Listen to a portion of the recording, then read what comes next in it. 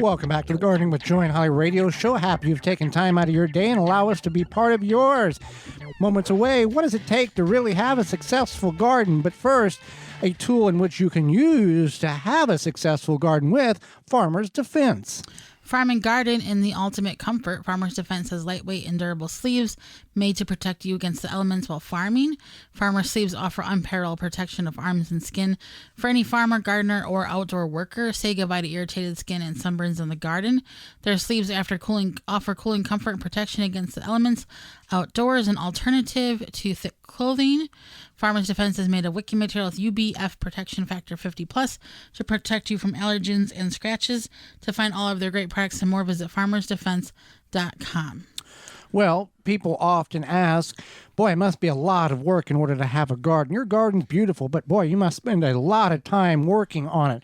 Well, there's some truth to that, and there's some additional information that it does get easier with time. But with any project, whether you're refurbishing a car or a collection of some sort or working in the yard, it takes time in order to achieve what you want to see have happen.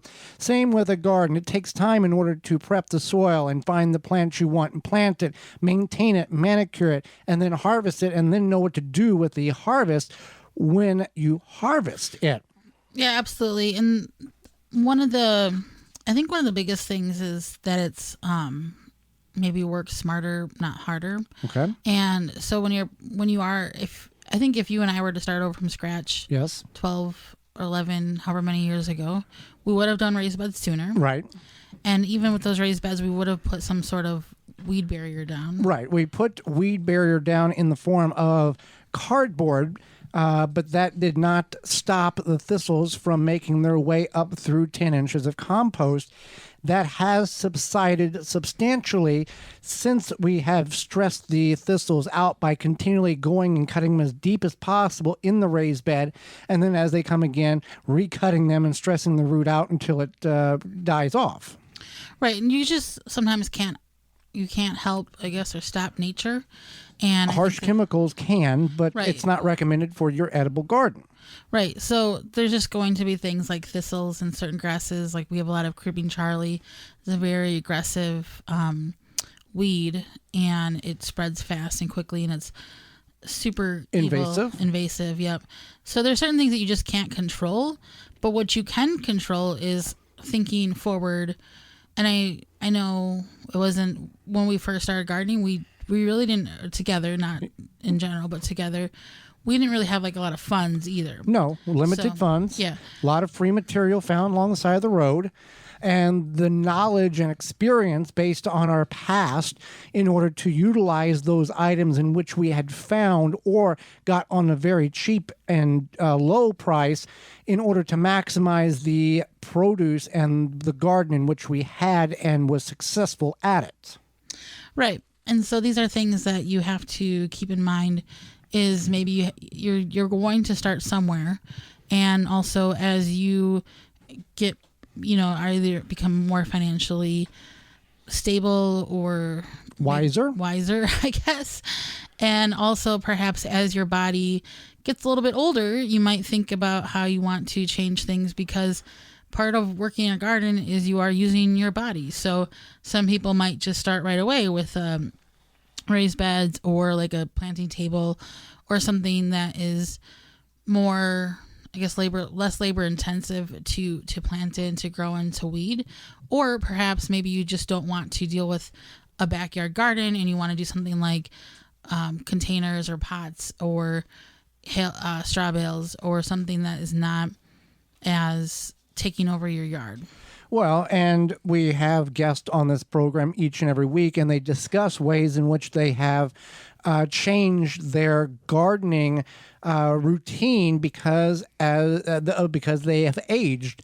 And many of you who have gardened for decades can tell the stories that you once did this, and because of a certain event or time frame, you have altered the way you're gardening, and now you're doing it this way, and it may not be as big as it once was, and you have downsized, but you continue to garden, and the knowledge in which you have gathered over those decades has allowed you, in some instances, to produce just as much now in a smaller area than what you were able to produce in a larger area many, many years ago.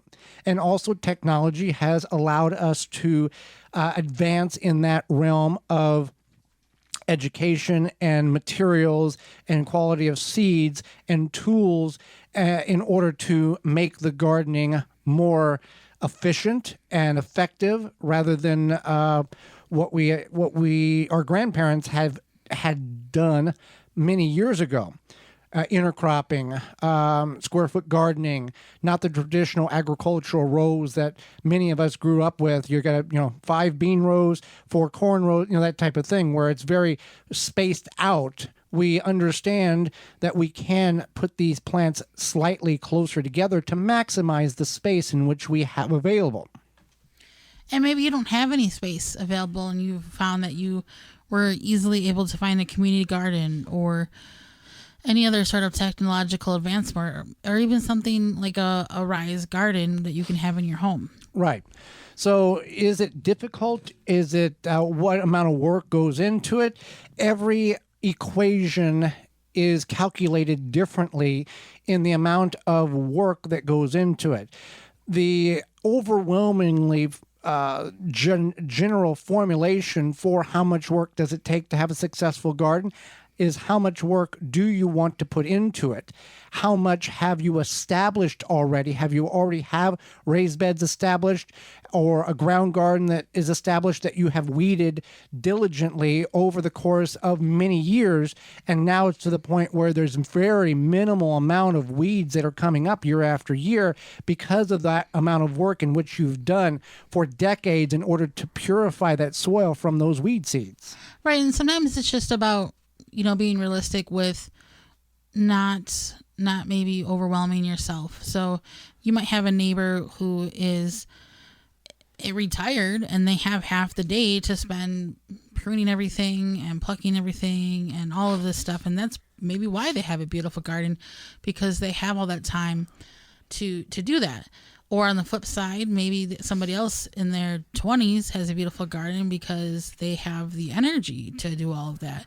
If you are middle-aged like Joey and myself, we still have energy to do it. We don't necessarily have time. And that goes with a lot of things in life, because we have other hobbies and activities that we enjoy. So we can still garden, but also with respect to the fact that we have other things that we want to do in our lives. The other thing is the priority. Is it a do or die? We have to have a big garden because we don't have the finances to go buy groceries, or we choose not to buy groceries because of the concerns that we have of what the food is, what's in the food that we are potentially buying from the grocery store. So there is a mindset of, we don't have a choice. We have to make this work because this is the healthiest way in which we feel that we can live, is by producing as much produce as we can and exponentially out livestock and or fungi that people produce on a homestead to be more self-sustainable, so they don't have to rely on other people or other means of government level things, that they can take care of themselves. And it comes down, is it successful? Why is it successful? Because we are having to make this work. We don't have an alternative. We are choosing to make this be successful because that is the best thing for our family. So when you talk about having a fungi in the garden, are you talking about you, or are you talking about mushrooms? Mushrooms. Oh, okay. Yeah. Did you like my joke? Yeah, it's a repetitive joke that gets less funny every time. Why? Because I always say it? It's lost its baboom. What about when I used to say we cantaloupe because we're already married? Yeah, that's getting there too. That's getting there too. But you understand what I'm saying, that some people... I bet there's somebody who enjoys my joke. Probably. gardentalkradio@gmail.com. There you go. But how much work does it take to make a successful garden? It all depends on the mindset or the reasoning or the purpose of the garden? Hobby, or food production for family, or a way to retract yourself from the demand, that you're not requiring or needing, I forget what the word is. You're not expecting or looking towards assistance by going to the grocery store. You're becoming more self-sustainable and healthier on the food that you're growing. Absolutely. And again, it's just something that you have to determine for yourself. But it is work, regardless, whether it's a hobby or it is a lifestyle. There is work that goes into everything that you in life are able to make successful. And there are ways to be smart about it. And that's the biggest thing is there's technological advances. There's many different methods of gardening, and you don't have to limit yourself to just one type of gardening or one way of gardening. Well, if you want to control the beetles and grubs invaders without affecting the rest of your ecosystem in your yard, then Grub Gone and Beetle Gone are the solution. Phylums Grub Gone and Beetle Gone target a wide range of invasive and destructive beetles, weevils, borers without harming non-targets such as bees, ladybugs, butterflies, earthworms, or other beneficial insects. You can purchase these products locally in Massachusetts at Ward's Nursery, McHugh Garden Center, and Hyannis Country Garden. In Connecticut at Van Willigens Garden Center. In Maine at Salisbury Organics. In New York at Fadigan Nursery. In Ohio at Berlin Seeds. Phylum Bioproducts target the pest, not the rest. That is PHYLLOM bioproducts.com. For more information, please visit thewisconsinvegetablegardener.com.